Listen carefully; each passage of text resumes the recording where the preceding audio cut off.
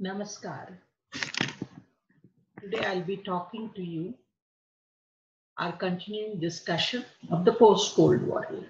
म्हणजे शीतयुद्ध काळानंतर आपल्याला आंतरराष्ट्रीय पातळीवर काय व्यवस्था झाली आहे आणि त्याच्यावर आपण गेले लेक्चरमध्ये काय महत्वाची इन्सिडेंट्स या इव्हेंट झाले त्याच्यावर चर्चा केली. आता हे पिरियडला 30 वर्ष काळात काय काय अनालिसिस झाले आणि तुम्ही पाहिलं तर हा बेसिकली अनालिसिस आपल्याला भरपूर गोष्टींकडून येतात. कुठली कुठली ह्याच्यातून येतात त्याच्यावर चर्चा करू. पहिली आपण हे काळात आपण पॅराडाइम शिफ्ट म्हणतो. अमूल्य ग्रह बदल म्हणजे तुम्हाला थॉमस कुन चे पुस्तक ऑन सायंटिफिक रेव्होल्यूशन म्हणून वाचलंच ना, त्यांनी पहिल्यांदा हा कॉन्सेप्ट या हा सिद्धांत वापरलेला आहे, पॅराडाइम शिफ्ट. पॅराडाइम शिफ्ट म्हणजे पूर्णपणे बदल होता आणि हा शीतयुद्ध नंतर शीतयुद्ध पूर्व शीतयुद्ध काळ 1989-91 पर्यंत आंतरराष्ट्रीय पातळीवर आंतरराष्ट्रीय सिद्धांतकार भरपूर लोकांची म्हणणं आहे हा काळ द्विकोणी राजकारण होती आणि द्विकोणी राजकारण असल्यामुळे स्थिरता होती. सो आता हा काळ संपले. सो हा काळ संपल्यानंतर ह्याच्या काय आपण अनालिसिस काय हे बघू. पहिली पुस्तक मला तुम्हाला सांगायचं आहे फ्रान्सिस फुकुयामाची the end of history and last man. 1992 मध्ये ह्याची पब्लिकेशन झाले. ते म्हणतात की पूर्णपणे राजकीय सिद्धांताची पातळीवर कम्युनिझम पूर्णपणे हरले आणि पाश्चिम उदारमतवाद लोकशाही या उदारमतवाद जिंकलेला आहे.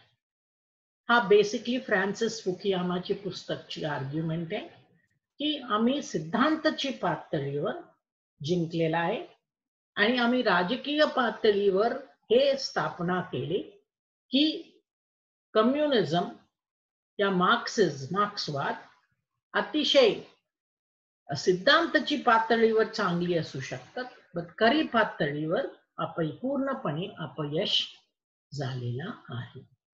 सो ह्याची अंत झालेला आहे सिद्धांताची ह्याच्यात. दुसरी पुस्तककडे मी तुम्हाला घेऊन जाण्याची इच्छित आहे ते क्लॅश ऑफ सिव्हिलायझेशन्स.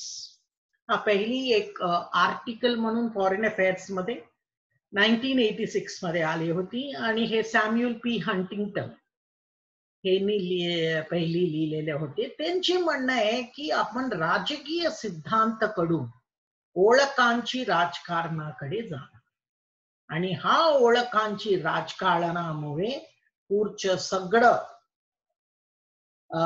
सांस्कृतिक संघर्ष ह्याच्यावरच होणार आणि मेनली हे धर्म आणि ऐशी ओळखांकडून हा पुढे जाणार, वंश ह्याच्याकडून सांस्कृतिक पुढलं सगळं युद्ध ह्याच्यावरच होणार.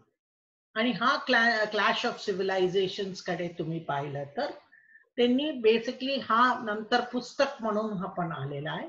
त्यांनी ह्याच्यामध्ये मोठे मांडलेलं आहे की हिंदू आणि बौद्ध ख्रिश्चन सिव्हिलायझेशन बरोबर जाणार आणि डावा आणि इस्लामीय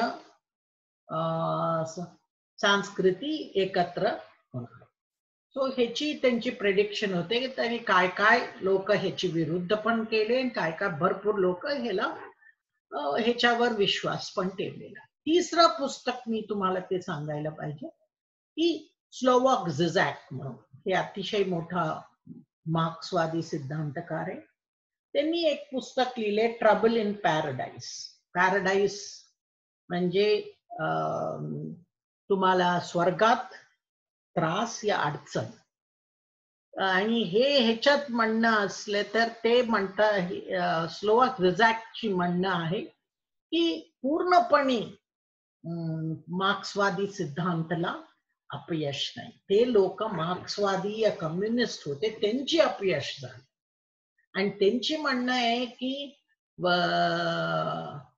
कॅपिटलिझम मध्ये ते क्रायसिस आहे, म्हणजे त्याची हे क्रायसिस आज आहे, त्याच्यामुळे कुठली तरी दुसरी सिद्धांतची गरज आहे. आणि दुसरी सिद्धांतची गरज असताना आपण कशी त्याच्याकडे आपलं बघण्याची दृष्टिकोन बदलायला पाहिजे. आणि त्यांची अजून म्हणणं आहे की कॅपिटलिझम हा एक मोठा संघर्ष आहे, आणि हा संघर्ष असलं तर ह्याच्या विरुद्ध कुठली सिद्धांत उभा राहू शकते. हा भांडवलशाही विरुद्ध कुठली सिद्धांत आहे. आणि ह्यांच्या म्हणणीप्रमाणे एकच सिद्धांत आहे, आणि ते मार्क्सवादी सिद्धांत आहे. आणि ते सिद्धांत विरुद्ध आपण लढायला पाहिजे. आणि ह्याला कुठली मुक्ती करणे, इमॅन्सिपेटरी संघर्ष म्हणजे मुक्ती करण्याची संघर्ष कुठली आहे, आणि एकमेक एक आहे त्यांच्या म्हणण्याने मार्क्सवादी सिद्धांत आहे. सो हा 3 पुस्तक कडे तुम्हाला थोडा तरी वाचून घ्यायला लागणार आहे, अतिशय महत्वाची पुस्तकं आहे.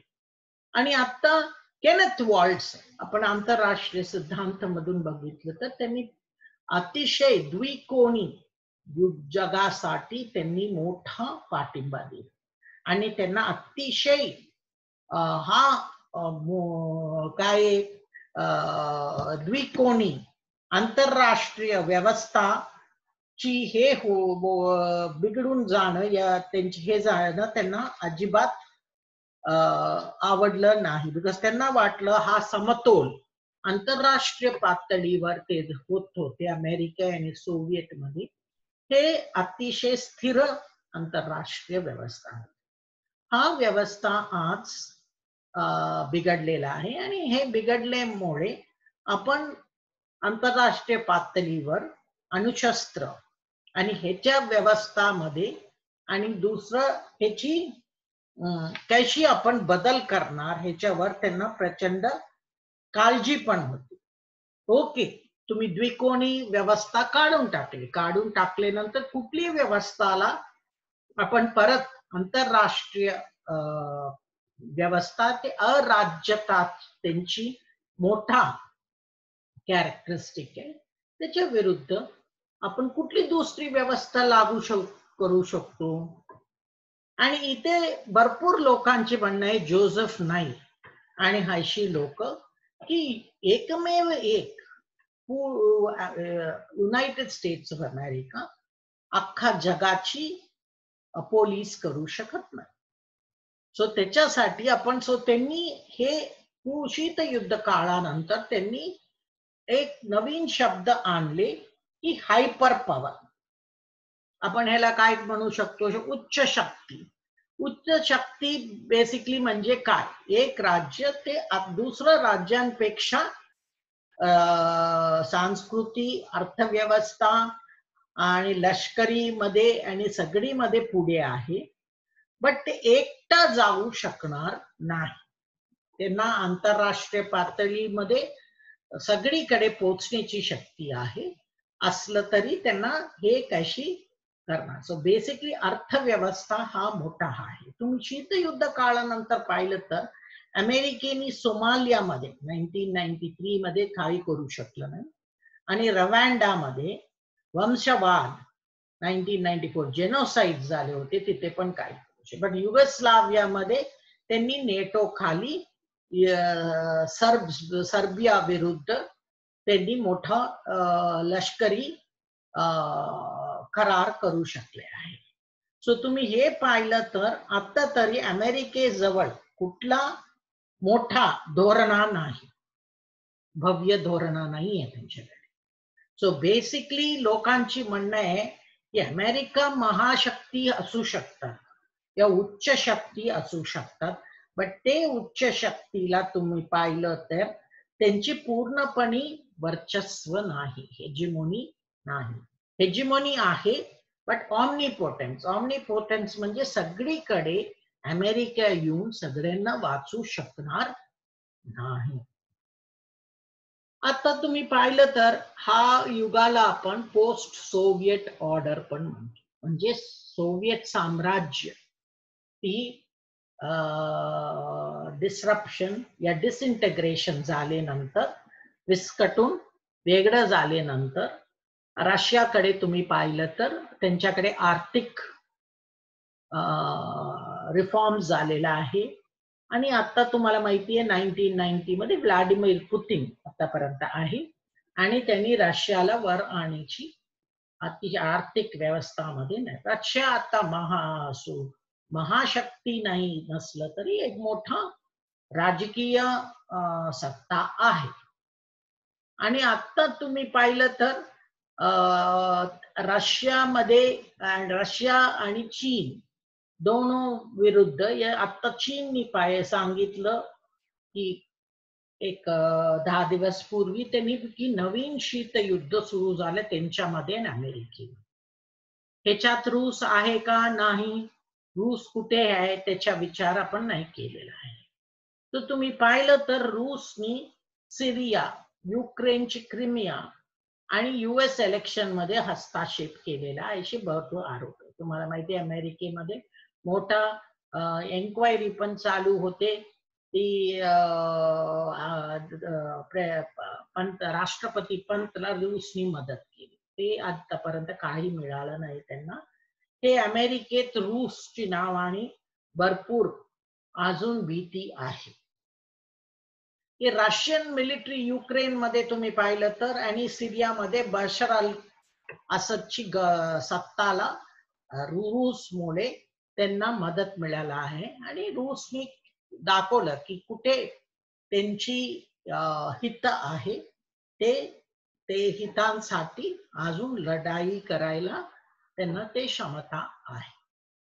एक तुम्ही पाहिलं पश्चिमी आशियामध्ये तुम्ही पाहिलं तर आज रूस एक अतिशय महत्वाची लष्करीय खेळाडू म्हणून पुढे आलेला आहे सिरियामध्ये.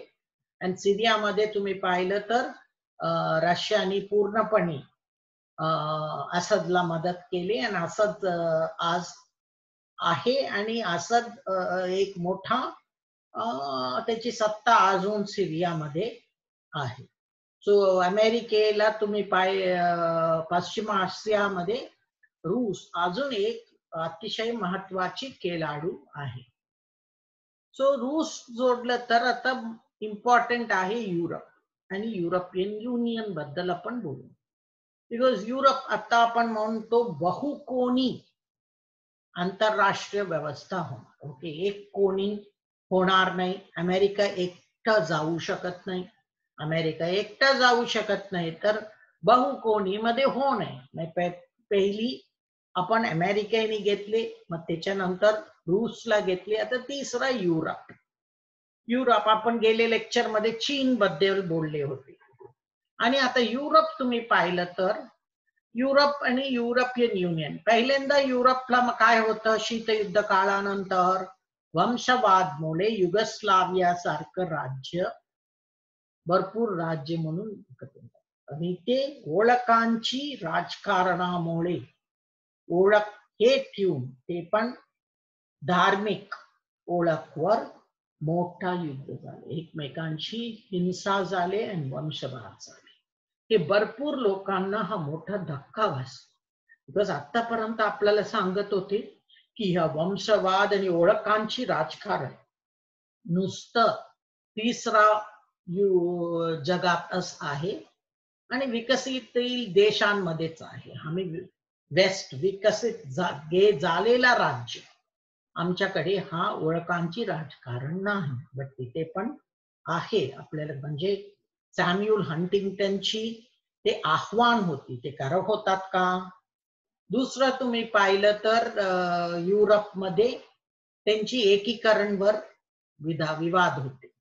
इकॉनॉमिक स्ट्रॅटेजी, आर्थिक धोरण काय असायला पाहिजे त्याच्यावर पण विवाद होते. आणि परराष्ट्र धोरण काय असायला पाहिजे युरोपियन युनियन बरोबर. आणि तुम्ही पाहिलं तर युरोपकडे लष्करी सत्ता नाही. हे सत्ता कुठे आहे? नेटो. नेटोची वर्चस्व कोणाच्या हातात आहे? अमेरिकेच्या हातात. सो तुम्ही पाहिलं तर आता युरोपकडे सॉफ्ट पॉवरच आहे. सॉफ्ट पॉवर आपण हे काय संस्कृती आणि ह्याची सत्ता त्यांच्याकडे आहे. आणि हा सत्तासाठी तुम्ही पाहिलं तर युरोपियन युनियन ह्याच्यासाठी त्यांना भरपूर आता युरोपियन युनियन मध्ये हाय एम्प्लॉयमेंट, बेरोजगारी आहे, अर्थव्यवस्था फार खाली ग्रोथ म्हणजे अर्थवाढ फारसं नाही आहे, आणि सामाजिक त्यांची परिस्थिती बिघडत चालू आहे. तो युरोपियन युनियन मध्ये हा मोठा त्यांना समस्या आहे. आणि दुसरा समस्या आहे, तुम्ही पाहिलं नंतर शीतक युद्ध काळानंतर भरपूर लोक ते राज्यामध्ये एक्स्पेशली उत्तर आफ्रिका आणि वेस्ट पश्चिम आशियामधून भरपूर लोक स्थलांतर झालेला आहे. आणि इथे कायमची त्यांनी स्थलांतर पण करण्याची प्रयत्न केले भरपूर लोक हे. आणि निवासी आणि ते निवासी कायदेशीर अकायदेशीर सगळं आहे. भरपूर राज्यांनी त्यांना घेण्याचे प्रयत्न केले. आणि ते काय काय राज्यांना तुम्ही पाहिलं असलं तर त्यांच्या तुम्ही पाहिलं असलं तर त्यांच्या विरोधात सरकार पण आता उजवा हातात गेले की लोक म्हणतात की स्थलांतरी आणि निवासीमुळे युरोपमध्ये आतंकवाद वाढलेला आहे. त्याच्यावर आपण चर्चा करू शकतो, बट हा मोठा तुम्ही युरोपियन युनियन मध्ये एक सामने. आणि आता तुम्हाला माहिती आहे तर ब्रिटन, युनायटेड किंगडम, ब्रेक्सिट म्हणतो आपण, त्यांना युरोपियन युनियन सोडायचं होतं आणि ते सोडलेलं पण आहे. आणि त्यांनी त्यांचे राज्यामध्ये रेफरंडम ठेवलं होतं आणि ते रेफरंडम प्रमाणे त्यांनी हे पण तय केलं की त्यांनी राहायचं का नाही, आणि लोकांनी वोट दिलं की ते सोडायचं म्हणून. सो तुम्ही पाहिलं तर ह्याच्यामुळे युरोपियन युनियनला मोठा धक्का बसला.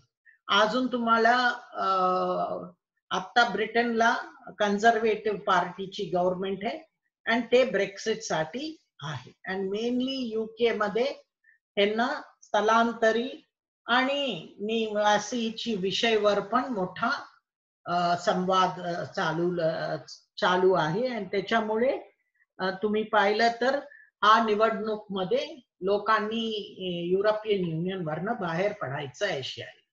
सो युरोपमध्ये हे ग्रुपला आपण काय म्हणतो, युरोप स्केप्टिसिझम म्हणजे संशय. आता मोठा ब्रिटनमध्ये संशय आहे की आपण एकत्र येऊन आपल्याला काय फायदा आहे, म्हणजे आर्थिक फायदा आहे, राजनैतिक फायदा आहे का सामाजिक फायदा आहे. भरपूर ते श्रीमंत राज्य आहे युरोपमध्ये, त्यांना वाटतं की ते हा गरीब देशांना आणि हा स्थलांतरीसाठी तेच जास्त द्यावं लागतं, आणि ते का द्यायचं. सो तुम्ही पाहिलं तर त्यांची लोकशाहीची अधिमान्यता आणि हे वर मोठा प्रश्न येतात. आणि ते म्हणतात आम्ही कष्ट करून दुसरे लोकांना या ते काम करत नाही, या गरीब राज्यांना कशाला आपण बघायचं. सो हे एक त्यांच्या संशय येतात या निराश येतात, आणि हे एकीकरणवर त्यांना मोठा प्रश्नचिन्हच पडलेला. आता तिसरा प्रश्न तुम्ही पाहिलं तर भरपूर लोक म्हणतात की शीतयुद्ध, उत्तर शीतयुद्ध काळामध्ये आशिया हा कॉन्टिनेंट आता महाशक्ती होणार का. एक आहे तुम्हाला चीन आहे, मी गेले लेक्चर मध्येच तुम्हाला चीन बद्दल बोलले.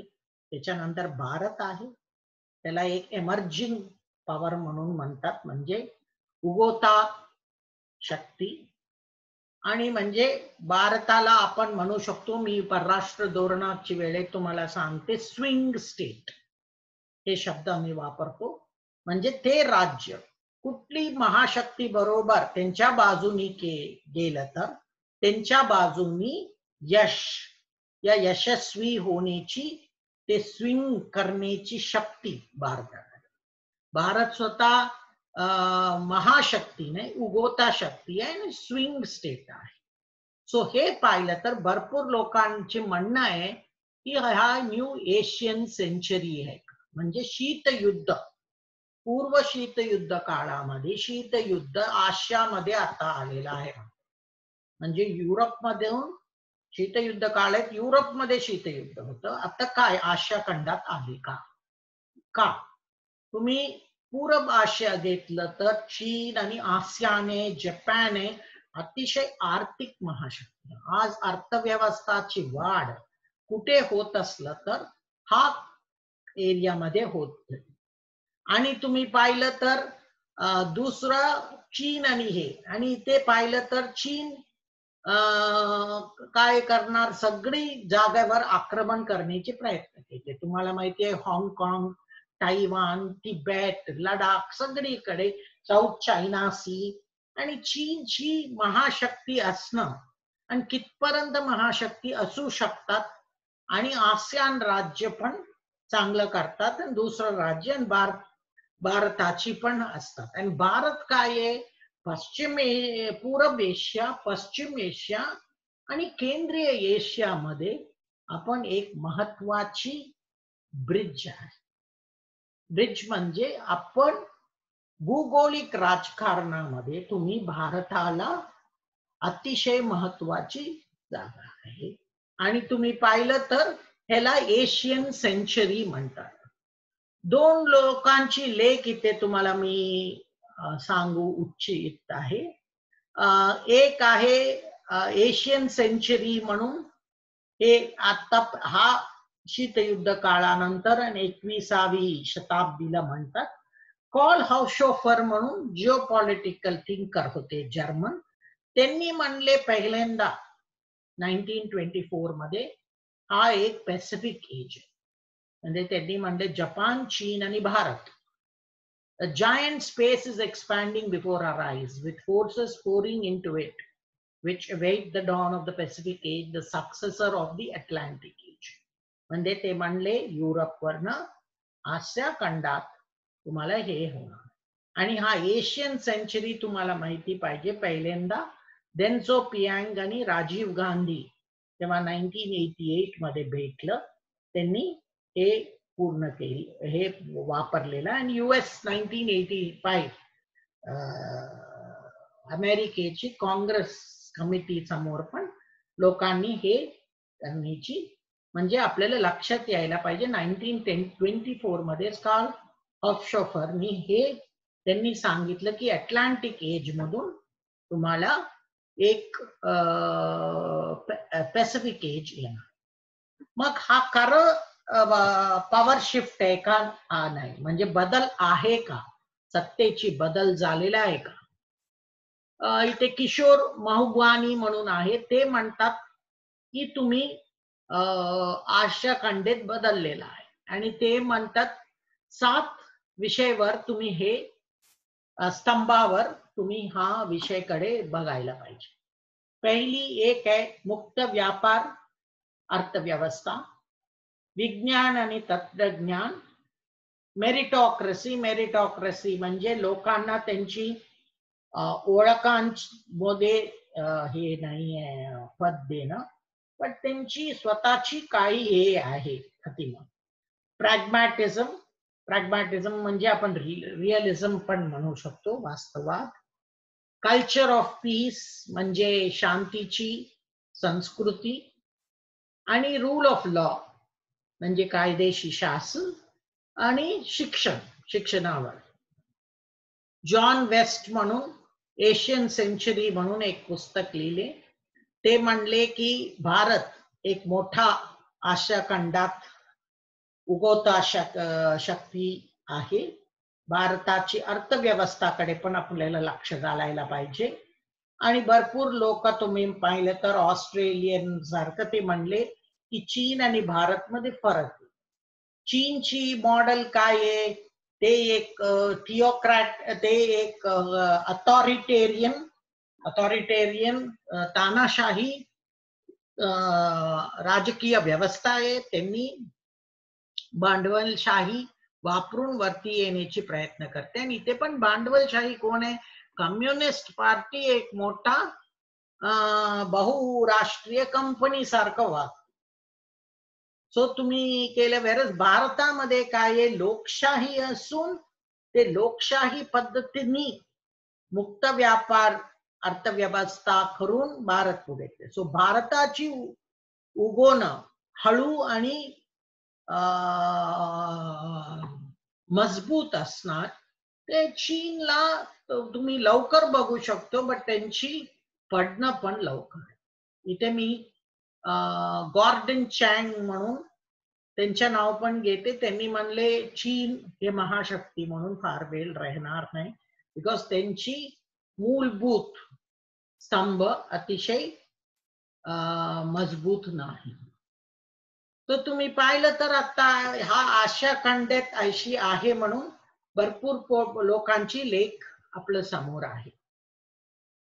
आता हा ह्याच्या विरुद्धात पण लोक लिहिलेले आहे की काय काय गोष्टीमुळे आशिया मध्ये हा आहे ते राज्य भारतासारखं, चीन सारखं. रूस पण एक एशियन स्टेटस आहे, बिकॉज रूसची 75% भूमी आशिया खंडात आहे.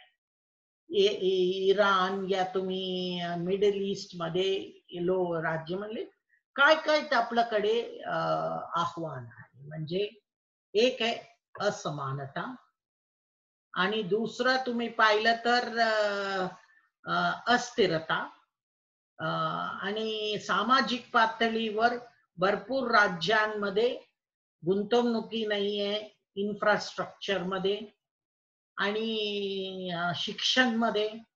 आणि तुम्ही पाहिलं तर भरपूर लोकांमध्ये गरिबी आणि ह्याच्या प्रश्न चिन्ह अजून आहे. आणि भूमी, पाणी, अन्न हे सगळं हे आहे. आणि ग्लोबल वॉर्मिंग, परिवारण आणि हे बदल, क्लायमेट बदल पण आहे. आणि ऍग्रिकल्चरल म्हणजे आपलं शेती आणि शेतकरी यांची. आणि तुम्ही पाहिलं तर आपल्याकडे करप्शन म्हणजे हे सगळं इश्यूज आपल्याकडे मोठा अजून आहे. लोकांची म्हणणं आहे तेपर्यंत आशिया खंडात आपण हा सगळं इश्यूज आपण हे करत नाही, तेपर्यंत आपल्याला हे आपल्याला एक महाशक्ती या आंतरराष्ट्रीय पातळीवर आपण हे बदलू शकत नाही. आणि हा सगळीकडे आपण लक्ष द्यायला पाहिजे. सो हा प्रश्नावर तुम्ही पाहिलं तर भ्रष्टाचार आणि हे आहे, कन्झप्शन पॅटर्न्स, हे सगळं कडे आपण हे केलं. ते अजून एक कॉन्सेप्ट कडे आपण लक्ष घालायला पाहिजे, इंडो पॅसिफिक. एशिया पॅसिफिक मधून इंडो पॅसिफिक हे पहिल्यांदा US नी आता हे परत आणले. बट हा शब्दांची तुम्ही गेले तर जिओपॉलिटिकल डिस्कोर्स म्हणजे भूगोलिक राजकारणाची सिद्धांताची पातळीवर जर्मन जिओपॉलिटिशियन कार्ल हॉशोफर पहिली हे वापरले त्यांची पुस्तक मध्ये, इंडो पॅसिफिक रॉम म्हणून. आणि नंतर युनायटेड स्टेट्स ऑफ अमेरिकेची त्यांची लष्करी हे मी वापरलेला आहे. आणि गुरप्रीत खुराना म्हणून IDSA मध्ये एक स्कॉलर, त्यांनी पण 2007 मध्ये इंडो पॅसिफिक म्हणून त्यांनी आपलं मॅरीटाईम म्हणजे जल क्षेत्राची इंडिया जपान कॉर्पोरेशन काली ह्याची वापरलेला नाही. तुम्ही पाहिलं तर जपानची पंतप्रधान शिनो एबे तेव्हा भारतात आले ऑगस्ट 2007 मध्ये. त्यांनी पहिल्यांदा हा एकत्र होण्याची त्यांनी धोरणा दिली आणि एक्स्पेशली फ्रीडम अँड प्रॉस्पेरिटी म्हणजे स्वातंत्र्य आणि आपल्याला यशस्वी होण्यासाठी एक ब्रॉडर एशिया ह्याच्यावरनं हे आयडिया आली क्वाड्रिलॅटरल सिक्युरिटी डायलॉग म्हणून म्हणजे चतुर्भुज सुरक्षा संवाद चतुर्भुज सुरक्षा संवाद म्हणून त्यांनी आपलं समुद्री ह्याच्यामधून इंडो पॅसिफिक हा एक आयडिया मधून पुढे आलेला आहे आणि हा चतुर्भुजी सुरक्षा संवाद मध्ये कोण कोण आहे भारत ऑस्ट्रेलिया जपान आणि US आणि हा तुम्ही पाहिलं तर ऑस्ट्रेलियाने 2013 एक व्हाईट पेपर पण ह्याच्यावर आणलेला आहे आणि त्यांनी म्हणले की आपण सगळं एकत्र आहे सिम्बायोटिकली लिंक्ड मी इथे तुम्हाला दुसरं एक सांगू इच्छित आहे नुसतं कॉल हॉलशॉफर नाही इथे आपल्याला चोळांची वेळ येत चोळा राज्य तुम्हाला माहितीये 1000 वर्ष दक्षिण भारत आणि साऊथ ईस्ट एशिया दक्षिण पूर्व आशियावर राज्य केले ते राज्य करताना त्यांनी आपलं हिंदू आणि बौद्ध संस्कृती हा एरियामध्ये त्यांनी ट्रेड पोस्ट म्हणजे व्यापार साठी आणि संस्कृती त्यांनी फैल केले त्यांनी त्यांच्यावर आक्रमण करण्याची प्रयत्न केलेला नाही आणि तुम्ही पाहिलं तर हा एक महत्वाची आहे आपण आपला इतिहास मध्ये ह्याच्याबद्दल जास्त वाचायला पाहिजे हे 1000 वर्ष राज्य करत होते तुम्हाला हे चोळा लोक पण हे इंडो पॅसिफिक एरिया आपण जो म्हणतो आज म्हणतो की सांस्कृतिक संबंध आहे ऐतिहासिक संबंध आहे हे चोळांमुळे आहे आणि आता पाहिलं तर हा free and open Indo Pacific म्हणजे मुक्त आणि स्वातंत्र्य असलेला इंडो पॅसिफिक हा एरिया आहे आणि हा चतुर्भुजी पार्टनरशिप पुढे जाण्यासाठी तुम्ही पाहिलं तर त्यांनी 2017 मध्ये एक राजकीय सुरक्षा धोरण पण पुढे केले अमेरिकेने आणि हे सगळं इंडो पॅसिफिक म्हणून आलेला आहे आणि ह्याचे वापर भरपूर सिद्धांतकार करतात तुम्हाला पाहिलं तर तिसरा आयडिया इथून येतात की हा इंडो पॅसिफिक मधून लाईक माइंडेड डेमोक्रेसीज म्हणजे ते लोकशाही आणि त्यांचे विचार एकत्र आहे आणि साम्य आहे इथे तुम्ही पाहिलं तर इंडिया आणि युनायटेड स्टेट्स ऑफ अमेरिकेमध्ये हा विषय आम्ही पुढे केले जपान मध्ये पण आणि ऑस्ट्रेलियामध्ये आत्ताच तुम्हाला माहिती असेल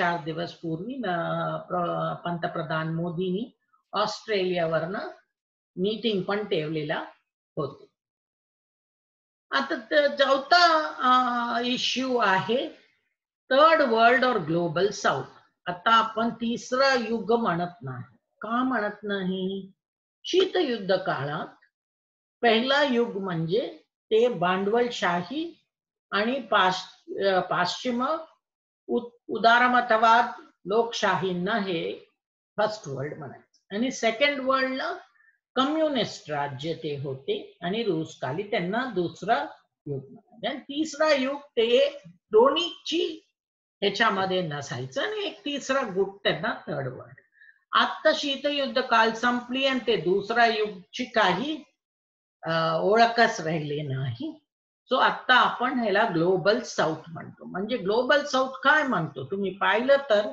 इक्वेटरची खाली दक्षिणची राज्यांकडे लक्ष घातलं तर अतिशय गरिबी आणि ते संपत्तीची अतिशय फरक आहे सो ह्या मोठ्या समस्या अजून आहे हे समस्याला अजून शीतयुद्ध काळानंतर काही झालेला नाही तुम्ही LDC म्हणून ऐकलं असणार म्हणजे लिस्ट डेव्हलप्ड कंट्रीज किमान विकसित देश आणि हा देशमध्ये तुम्ही पाहिलं तर भरपूर देश दक्षिण आशियामधून येतात आणि तुम्हाला शीतयुद्ध काळात न्यू इंटरनॅशनल इकॉनॉमिक ऑर्डर, नवीन आंतरराष्ट्रीय आर्थिक व्यवस्था म्हणून पण आपण सुरू केले. बट आपल्यामध्ये एकत्र येण्याची कुठली हे न होते आणि राजकीय सिद्धांतामुळे आपण ह्याची काय करू शकलं नाही. सो हा एक समस्या अजून आहे ग्लोबल साऊथ मध्ये. आता तिसरा आहे की पश्चिम एशियामध्ये अजून तेल आहे, तेल आणि ऊर्जाची शक्ती आहे त्यांच्याकडे. आणि तिथे काय होतात त्यांची काय शीतयुद्ध काळानंतर तुम्ही पाहिलं तर 9/11 हे अरब स्प्रिंग, अरब वसंत ऋतू म्हणतात. हा खरं वसंत ऋतू आहे का नाही ह्याच्यावर आपण चर्चा करू. 9/11 मी काय सांगते तुम्हाला, हे आपल्याला एक लक्षात घ्यायला पाहिजे. 9/11 अतिशय मोठा बदलता आमूलगर बदल आहे. म्हणजे पूर्णपणे आंतरराष्ट्रीय पातळीवर जागतिकीकरणला मोठा धक्का बसला. आर्थिक जागतिकीकरण सोडून दुसरा सगळं जागतिकीकरण बंद झालं. राष्ट्रीय पातळीवर राष्ट्रवाद आणि राष्ट्रीय सुरक्षा हा प्रश्न वाढला. आणि त्याशी आपल्याला हंटिंग्टन मी आव्हान केले, ओळखांची राजकारणाची प्रचंड वाढ झालेली आहे. हे सगळ्यांमध्ये मोठा हे तुम्ही पाहिलं तर अरब वसंत ऋतू, अरबी वसंत ऋतू 211 मध्ये पुढे आलेला आहे. आणि हा अरब राज्यांमध्ये या पश्चिम एशियामध्ये तुम्ही पाहिलं तर शक्तिशील राजकीय पार्ट्यांमुळे ह्याच्या गुटांमुळे आणि बेसिकली हे राजकीय सिद्धांताकडून त्यांनी पुढे नाही आहे. इथे धार्मिक इस्लाम वर असलेला ह्याच्याकडून हा पुढे आहे. सो हा अरब वसंत ऋतू काय गव्हर्नमेंट विरुद्ध प्रोटेस्ट होते, म्हणजे गव्हर्नमेंट विरुद्ध चळवळ होते, अपरायझिंग्स होते, आर्म्ड रिबेलियन्स पण होते. आणि 2010 पासून सुरू झाली. पहिली राज्यामध्ये ते सुरू झाले होते ट्युनिसिया म्हणून. ट्युनिसिया अतिशय तिथे तानाशाही होते. लोक म्हणत होते की आमची आर्थिक आणि जगण्याची स्टँडर्ड ऑफ लिव्हिंग काही वाढलेला नाही. आणि ट्युनिसियावरनं ते अजून 5 राज्यांमध्ये गेले, लिबिया, इजिप्त, येमन, सिरिया आणि बहरीन. आणि तुम्हाला माहिती आहे तिथले सगळे नेतेची त्यांनी काढण्याची प्रयत्न केली. बेन अली, मुम्मार गडाफी, होस्नी मुबारक आणि अली अब्दुल्ला सले. आणि ते सगळ्यांमध्ये सामाजिक अतिशय हिंसा झाली, नागरिक युद्ध झाली आणि भरपूर चळवळीमध्ये हिंसक भरपूर लोकांची प्रश्न आहे की नुसतं हे आतलं होतं का बाहेरची मदत होतं. मुम्मार गडाफी मध्ये काढण्यामध्ये बाहेरची मदत सध्या. आणि इथे तुम्ही पाहिले तर रस्त्यावर लोक येऊन त्याची राज्याची आणि त्यांची नेतेची विरुद्ध केलेलं आहे. भरपूर लोक म्हणतात इथे लोकशाहीसाठी या चांगलं होण्यासाठी काही नाही झालं. एक नेता काढून दुसरा तानाशाला जागेत बसवलं. तुम्ही इजिप्तची हे घेतलं तर इजिप्तमध्ये मुस्लिम ब्रदरहुड म्हणून आले आणि हा राजनैतिक संस्था अतिशय अतिरेकी होते. म्हणजे ते लोक मुसलमान न होते, त्यांच्या विरुद्ध त्यांनी मग परत त्याला काढून तिथे लष्करी नेतृत्व इजिप्तमध्ये आणलेलं आहे. म्हणजे होस्नी मुबारक 211 मध्ये गेले, पण होस्नी मुबारक जाणेवर अजून एक त्याच्यापेक्षा लोकशाहीमध्ये तेव्हा तुम्ही धर्म या धार्मिक राज्य निर्माण करण्याची प्रयत्न करतात, तेव्हा ते लोक ते धर्माची नाही आहे, अल्पसंख्या आहे, त्यांच्यावर अतिशय अन्याय होतात. तो भरपूर लोकांची म्हणणं आहे खरं वसंत ऋतू आहे का हे तुम्ही पाहिलं तर हा एक वसंत ऋतू नसलेला विंटर आहे का. विंटर म्हणजे इथे लोकांची हिवाळा आहे का. सो तुम्ही हे पाहिलं तर आणि भरपूर हा लोकशाही चळवळ या हे सगळं अपयश झालंय आणि त्यांच्यामध्ये पण भ्रष्टाचार प्रचंड होते. आणि तुम्ही पाहिलं तर बहरीन आणि यमन मध्ये आंतरराष्ट्रीय पातळीवर या बाहेरची हस्तक्षेपमुळे हे अतिशय हिंसक नागरिक युद्ध सुरू झाले. सिरियामध्ये झाले, लिबियामध्ये झाले, इराकमध्ये झाले, यमनमध्ये झाले. आणि यमनमध्ये अवस्था अतिशय वाईट आहे. मानवी हक्कांची भंग होतात, लहान लहान पोरांची हे आहे. सो हा अरब ऋतूची प्रश्नचिन्ह सगळ्यांना पडलं. म्हणजे अरब वसंत ऋतू खरं लहान लोकांसाठी होते का आणि हा खरं त्यांची परिस्थिती सुधारली का. या एक तानाशावरनं दुसऱ्या तानाशालाच घेऊन गेली आणि तिथे काही नाही. तुम्ही एक पाहिलं तर हा अख्खा अरब वसंत ऋतू तुम्ही पाहिलं तर मंदी आणि हा विषयावर होते. बट सोशल मीडिया म्हणजे ट्विटर, फेसबुक हे सगळ्यांवरच ते चालू. म्हणजे लोक सोशल मीडिया वापरून चळवळी करतात. राजकीय चळवळी सोशल मीडिया नसलं तर कशी असणार.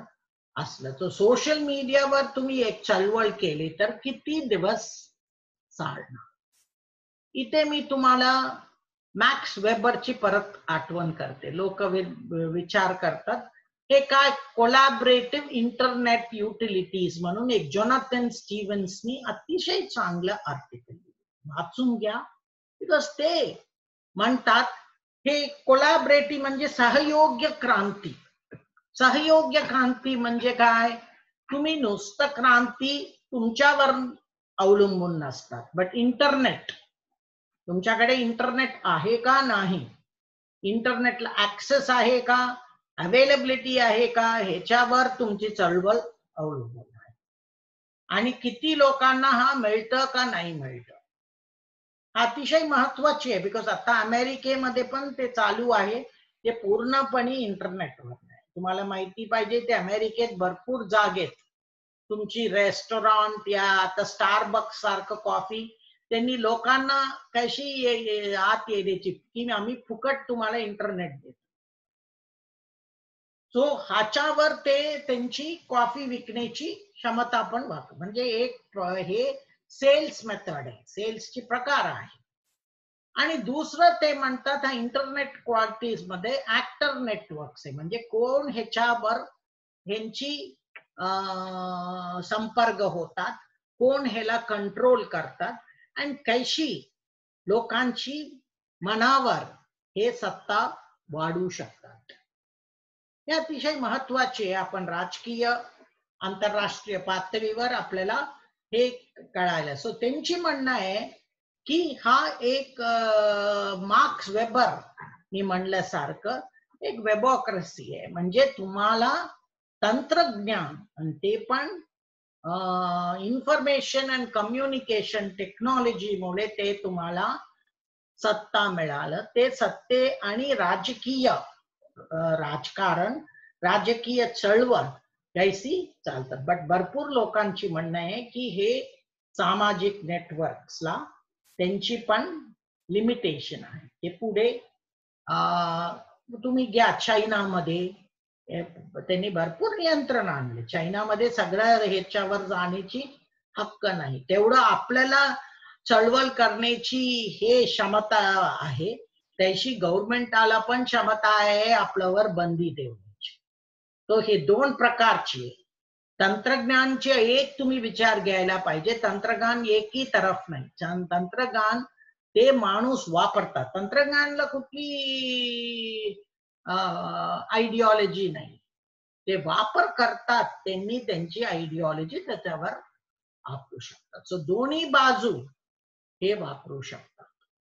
आणि ह्याची वापर कितपर्यंत जाऊ शकते आणि कितपर्यंत यशस्वी होऊ शकते ह्याच्यावर पण नियंत्रण आहे.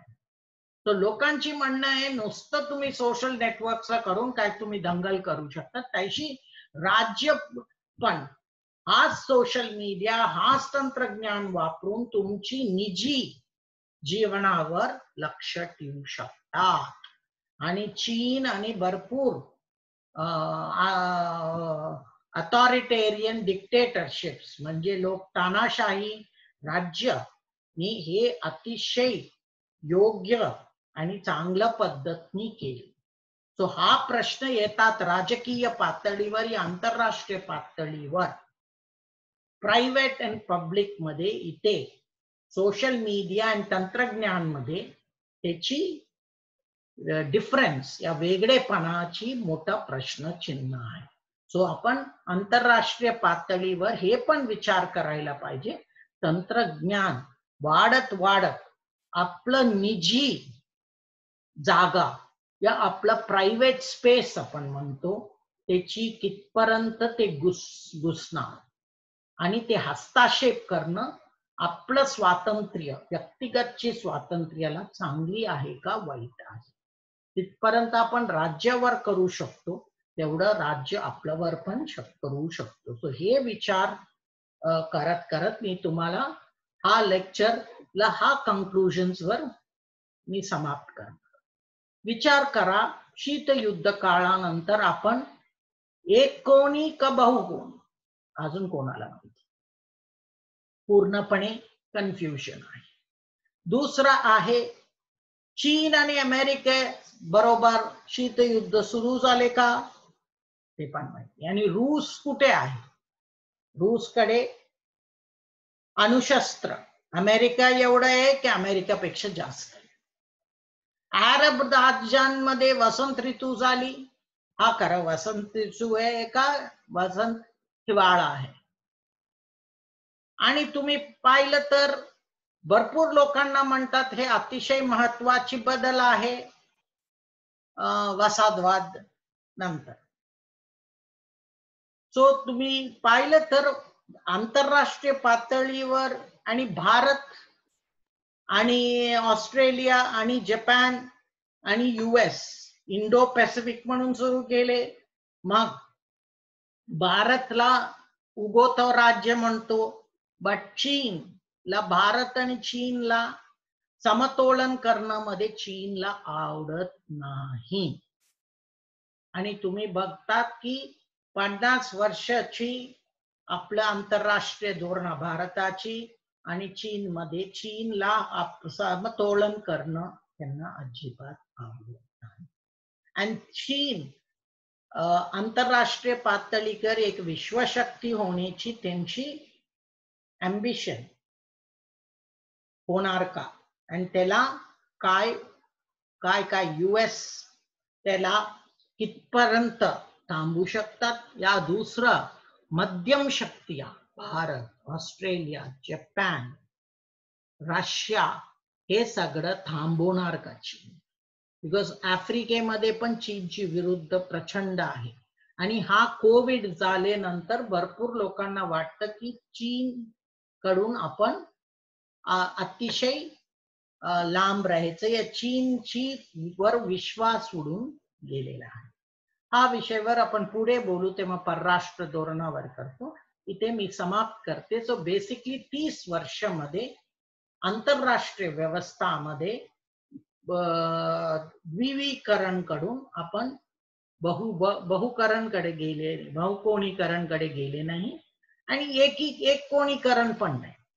मग कुठे आहे हे पिरियडला आपण ट्रान्सिशन म्हणावी का, अजून ट्रान्सिशन मध्ये आहे का, किती दिवस अशीच राहणार, आणि आंतरराष्ट्रीय व्यवस्थामध्ये कधी स्थिरता येणार, ह्याचे मोठी प्रश्न आहे. थँक्यू.